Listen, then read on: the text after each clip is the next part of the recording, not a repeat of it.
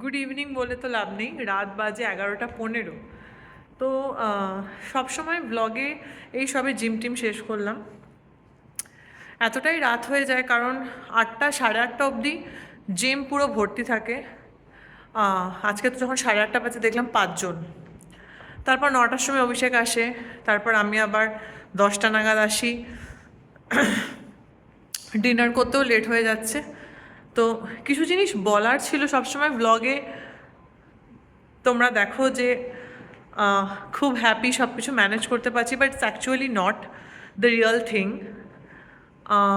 প্রত্যেক দিন যখন অনেক রাত করে যেহেতু আমি আসি, 10টার সময় জিমে আসি, আসার সময় অভিষেক মোমোকে সামলায় সেই সময়টা।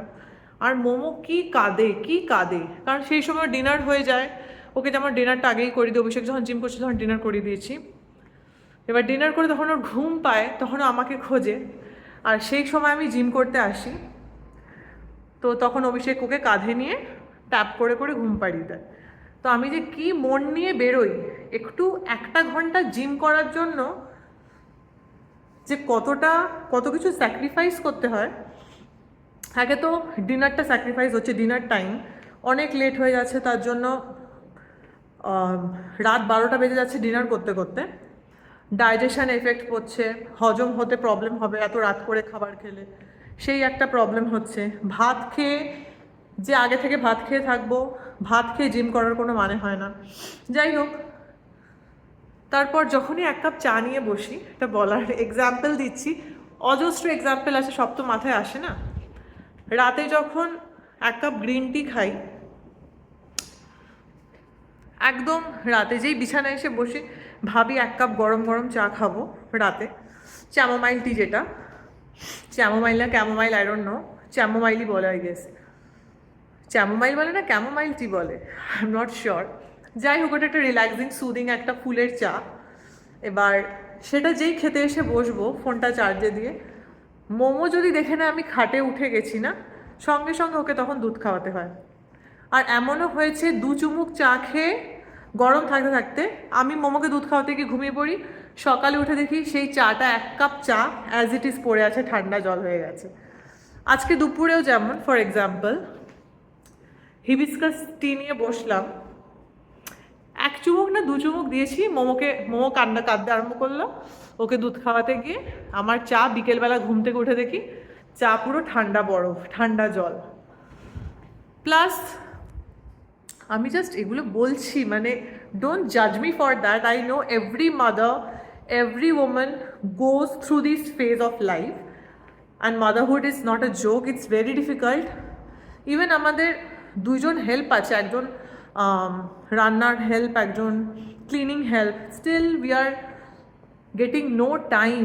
রাত 12টা বাজে ডিনার করতে, সারাদিনে কোনো সময় পাওয়া যায় না নিজের জন্য।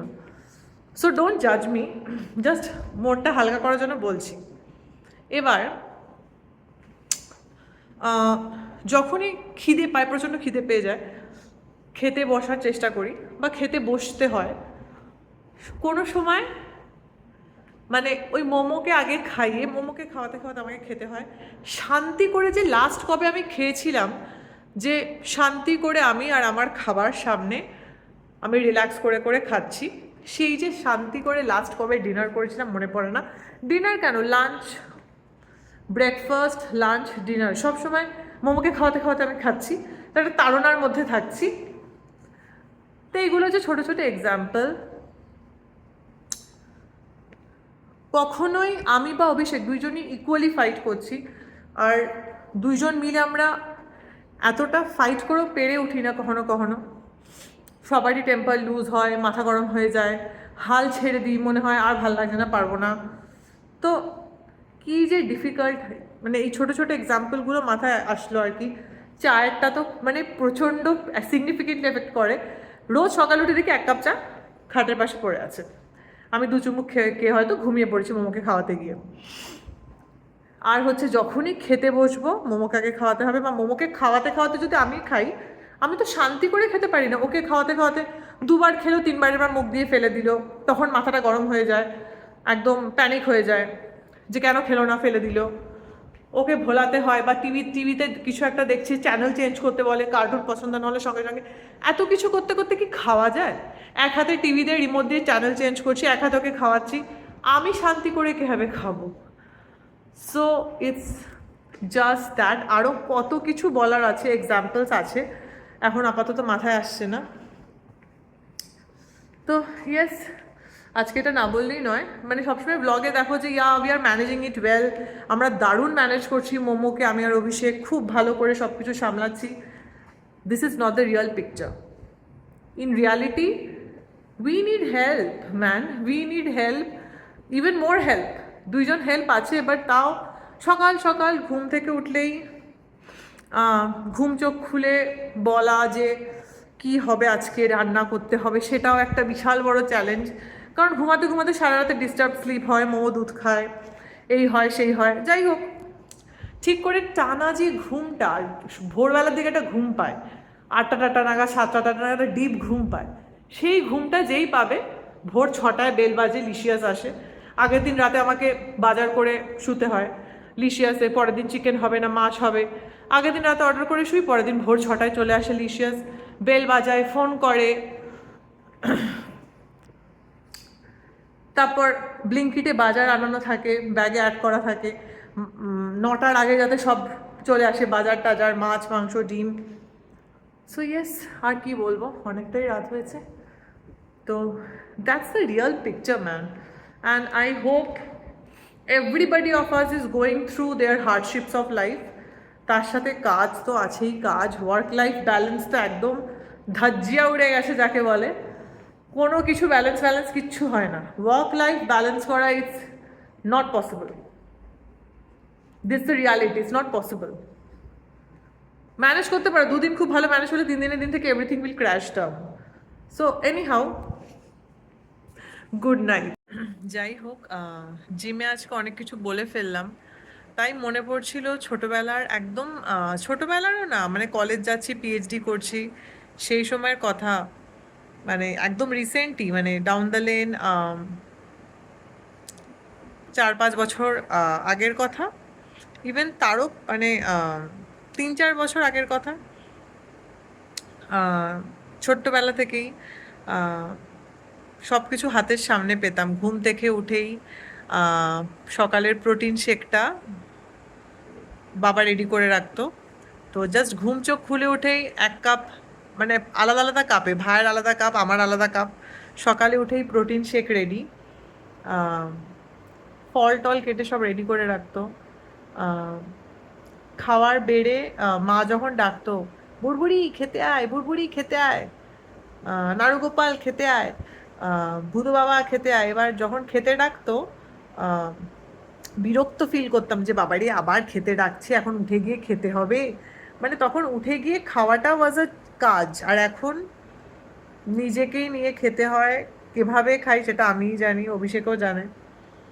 তো সেই সবগুলো লাইফের এক একটা অ্যাসেট, গোল্ডেন মেমোরিজ, যখন আমাদের কাছে যেটা থাকে আমরা সেটাকে জাস্ট পছন্দ করি না।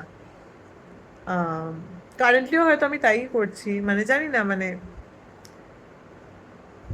তো মা যখন রাত্রেবেলা ডিনার বেড়ে, বুড়বুড়ি খাবারটা ঠান্ডা হয়ে যাচ্ছে খেতে আয়, তখন বিরক্ত লাগতো, বাবা আবার উঠে গিয়ে খেতে হবে।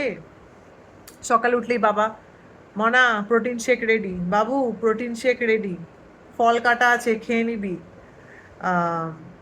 এটা কাটা আছে সেটা কাটা আছে, ব্রেকফাস্ট টেবিলে রেডি করা আছে খেয়ে নিস। আর বিকেলবেলা যখন কলেজ থেকে বা ল্যাব থেকে ফিরতাম পিএইচডির সময়, বা যাই হোক, ইভেন যখন স্টার্ট আপও করতাম, যখন ভুবনেশ্বর থেকে বাড়ি যেতাম, তখনও বাড়ি যাওয়ার সাথে সাথেই ওই বিকেলের দিকটা বাবা একটা চা করতো সবার জন্য, চায়ের সাথে টাও থাকতো, নয় মুড়ি বাদাম দিয়ে বা মুড়ি ছোলা দিয়ে। তো ঘুম থেকে, মানে বিকেলে ঘুমাচ্ছি, ঘুম থেকে উঠে সন্ধ্যেবেলা বাবার সেই হাতে করে দেওয়া গরম গরম চা বা চাফি, অনেক সময় বাবা চাফি বানাতো, মানে চা কফি মিক্সড করে বানাতো। তো সব কিছু সবসময় ঘুম থেকে উঠে হাতের সামনে রেডি থাকতো। ছোট্টবেলা থেকে এরমভাবেই বড় হয়েছি, এই জন্য আরও বেশি মাঝে মাঝে গায়ে লাগে, বাট সবাইকেই তো এই ফেজটা লাইফের ফেস করতে হয়, না হলে আর গ্রো আপ মানে বড় হবে কিভাবে মানুষ। তো তখন এগুলো লাক্সারি ছিল, মানে এখনো এগুলোকে লাক্সারি মনে হচ্ছে আর কি, যে বিকেলে ঘুম থেকে উঠলেই মনা লিকার চা খাবি, দুধ চা খাবি, সব কিছু রেডি, হাতের সামনে রেডি, মা বাবা সব সময় সব কিছু হাতের সামনে রেডি। এখনো যখন বাড়ি যাই মাকে দেখি সকাল থেকে উঠে কিছু না কিছু করে যাচ্ছে রান্নাঘরে, রাত 12টা 1টা অবধি রান্নাঘরে বাসন মাজছে, কিছু না কিছু করছে, পরের দিনে কি রান্না হবে গুছিয়ে যাচ্ছে। Parents are blessings and the biggest asset of life.